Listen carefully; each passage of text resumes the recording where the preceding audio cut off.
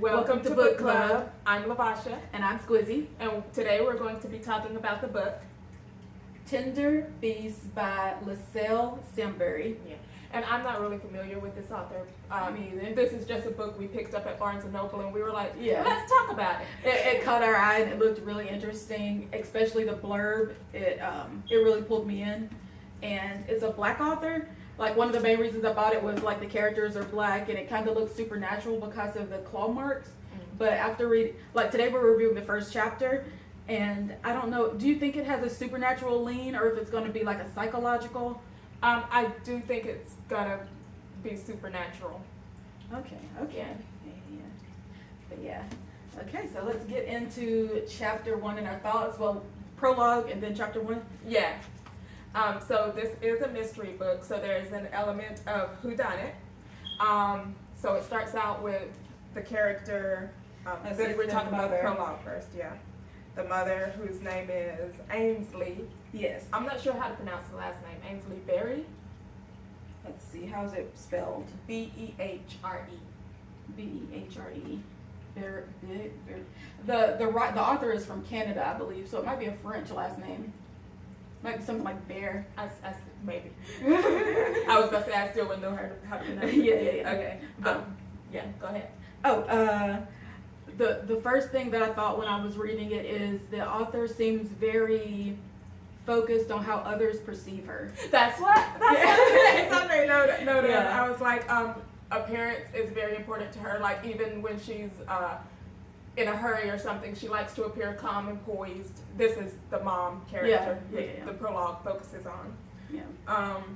Like, she's rushing to the airport. She doesn't want to look like an angry black woman. She doesn't want to look like a stereotype. She also doesn't, like, she's wealthy, so she also doesn't want to look like she's throwing her wealth around and stuff like that. One of the themes I pointed out that stood out to me is that I put the theme of masking what's real. Yeah. And that's another element. You pointed out that she didn't want to look like an angry black woman. Like, this is a black family that's sort of in like an elite society. Yeah. So that's going to be a social aspect of the book that I think is going to really, how should I say it? Like, Dictate how the characters behave, how they interact with other people, Yeah. what they're willing to ask, show.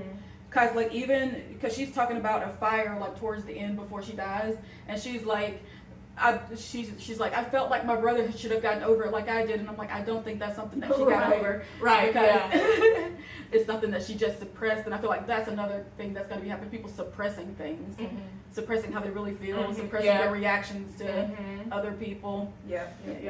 And I took note of the opening image because, like, this is just something I like to do. Like, when I'm writing stuff, I like to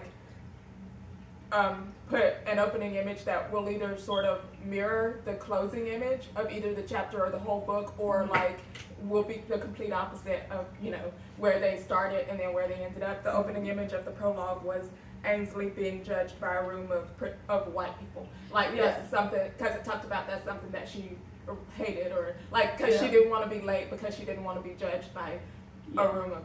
But then again, were they judging her, or was it her perception that they were judging her? They make usually I've learned, like, as I've grown, is that people are so focused on themselves and how other people are seeing them that people aren't paying attention at all. And that doesn't seem to be something that she's realized, even in her. She's probably like 30 or 40 since she's got a couple of kids. Yeah, I would assume early 40s. Yeah. So it feels like she's still trapped in the age of whatever that fire was, that she hasn't become more aware that other people aren't aware of her as she thinks they are. And the opening image of chapter 1 is I can't talk about it yet because we haven't even talked about what happened in the prologue. Oh yes, she ran through the airport. Somebody told her you can't go down the elevator because something has happened. And you didn't catch that? That was something that I caught. I was like, it seems weird that something happened to the elevator that this day, and somebody was waiting for her at the cart when she's the only one who has to go down these stairs. Like, why was nobody else rushing down these stairs? And she's rushing down these slippery stairs. Like, that is a good note that someone pointed her toward the stairs. Like, all right. And she slipped on the first step, but she didn't fall. She made sure she didn't fall. She was like, Yeah, she was like, woo! I hope nobody saw that. But then she gets to the bottom step, which is another thing. She gets to the bottom step, and she's murdered. Like, yeah, she's murdered. Kitty, step away. Let's see. That's not a spoiler because that's sort of what this whole book is about. It's like how the kids having to deal with things after the mother dies. Okay. She also doesn't seem to rely on her husband a lot because she's like, Jay's gonna mess something up again. Yeah. She's like, I gotta get back because he's gonna ruin everything. Mm-hmm. But yeah, that's something like she was on the bottom step, which makes the fall being the reason for her death unrealistic, which is what I think the kids will later realize. Yeah. Okay, so now we got like the mother is dead. That's what happens in the prologue. Mm-hmm. So the opening image of the first chapter is that a tiny wooden carved bear is clutched in her frozen dead hand. That's the first image we get. Yes, little bears everywhere. Mm-hmm. Yeah. the mother apparently has an obsession with bears. Even her keychain had a little bear. Yeah, which is probably important since this is called Tender Beast and What if the family is a family of bear shifters? Maybe. Something like that. Oh yeah, she was thinking about the song that the family sang together. I'm like, why did they leave Dom out of the song? That's like creating, like, even if nothing was wrong with him, like from day one, you're like singing this song all the time. You're like, oh, there are my 2 little bears, there are my 3 little bears, and there's my 5 little bears, and then you look over and Dom is just like right now there's no I don't think anything is wrong with besides being reserved and of course the fact that he's allegedly a murderer. Like I don't see. But it's like from day one, they left. They've had something against him, which is weird. Let's talk about it. So this is a family. I have a list of the characters. We just talked about the mom a little. She was just murdered by a figure that was standing at the bottom of the stairs. We don't know who it was. The eldest of the family is Carter. The middle child is Darren. Another middle child is Kylie. And is Kylie the super good looking one? Because I know she mentioned like looks, because she doesn't feel as confident about her looks because she's got a gummy smile. Oh, I didn't pick up on that. So yeah. And then there's Sunny, who is the main character. Yeah, so she's the one who smiles a lot. The family, not clown. What is it? The family cheergiver. Yeah. The family nun shaker upper. Like She tries to smooth things over all the time. Yeah. Which I would find very annoying. Like nobody likes that kind of person. Yeah, nobody likes a people pleaser. She's sitting at the funeral or after the funeral or whatever, smiling. Nobody wants to see you smile during that time. But she feels like she has to. Yeah. To because that's how people know her. Yeah. And like if she changes for the funeral, people are like, oh no, what's happened to Sunny? And that's also a way that you don't want to be perceived. Like, if you've been known as this happy person, you don't want people asking you all these questions about what's really going on with you. Because you're like, I've spent all this time masking, and now you just can't undo that in a day, even if it's a sad day. Yeah. One of the notes I put for Sunny is fake. Yeah. But yeah, that is the main character. And her name is, the names start with either K or D, and hers does not, which is something that sets her apart. Her name is Sunny because she came out smiling.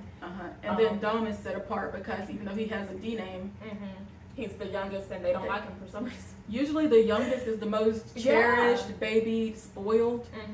But everybody's like, well, we don't really know how. We do know the mom left him out of the song, but she seems to have been protective over him. I'm assuming since she leaves a note. Maybe she's saying like maybe later we'll find out she was singing special songs to him by herself with like no mention of the other children. Yeah, but like the siblings, we know that none of them really get they don't rock with him. Yeah, at all.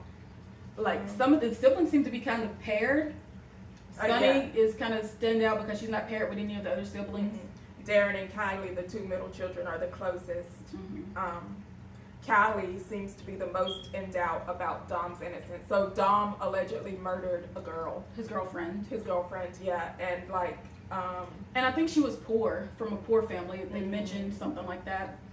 And the mom was like waiting outside the courthouse thinking that this boy's gonna get off for murdering my daughter because he's rich. When honestly, it just might not have done it. Yeah, maybe not. Like, do you think he did it?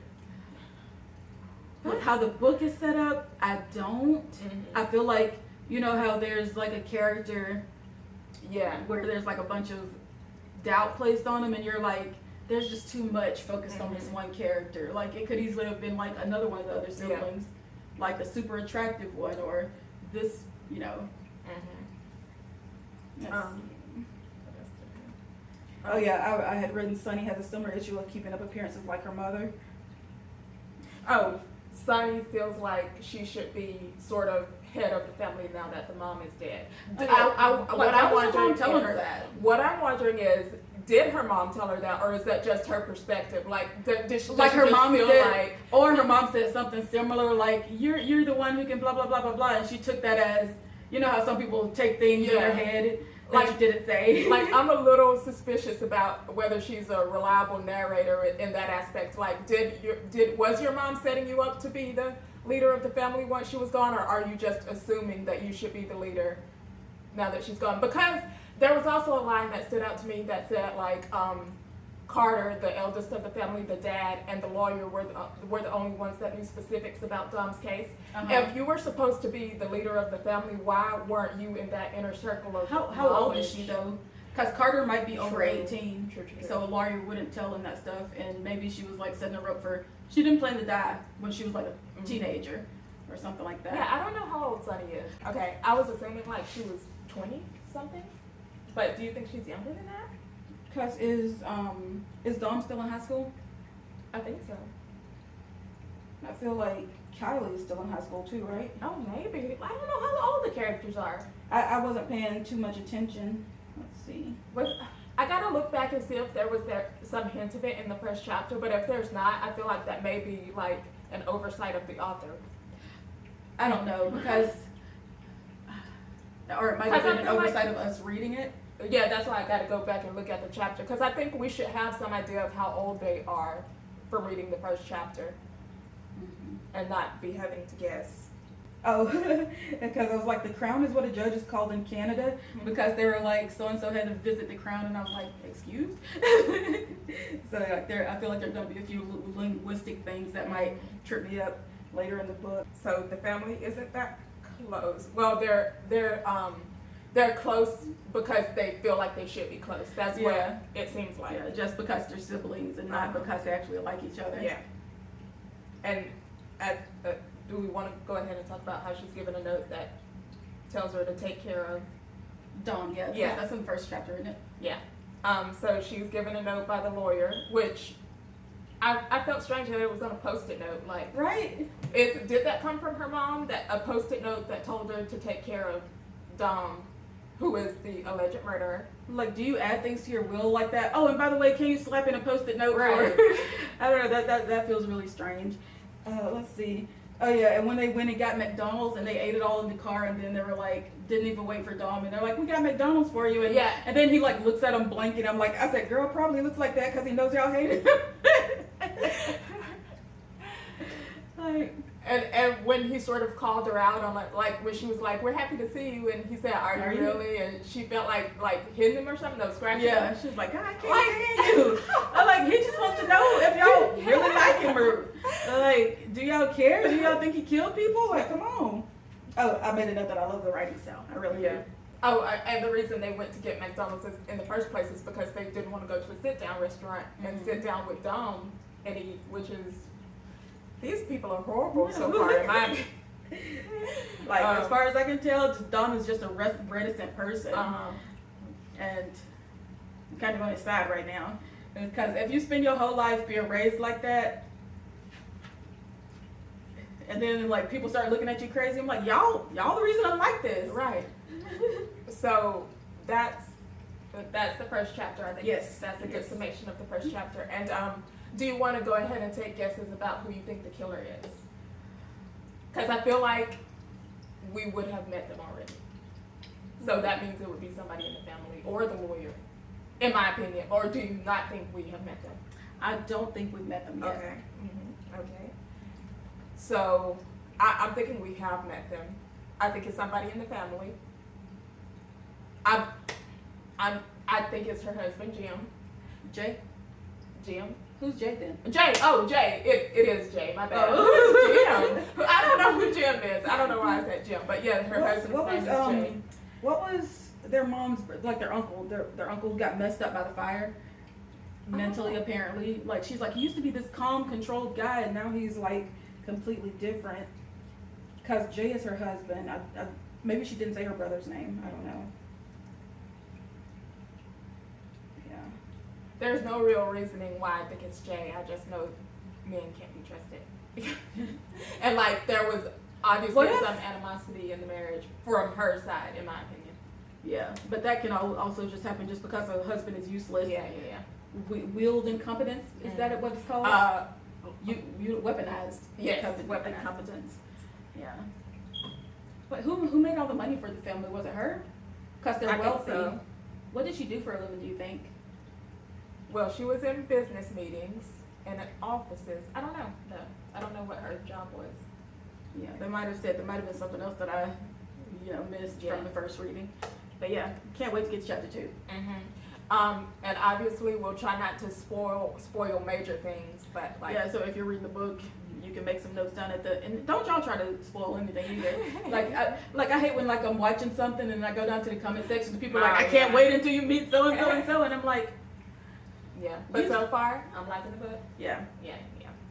Don't spoil it for us because it's a mystery. Like one of the best parts of mystery is like not knowing what you're gonna get, not, trying to unravel the puzzle pieces and find the clues. I feel like I tend to figure out the mystery around 60% through the book.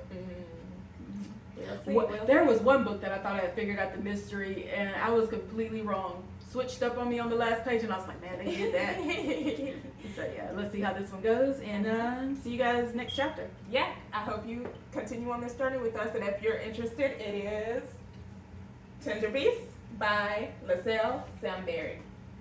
We picked it up at Barnes & Noble, but I'm sure it's in other bookstores and Kindle. you can find it online. Yeah. Anyways, bye.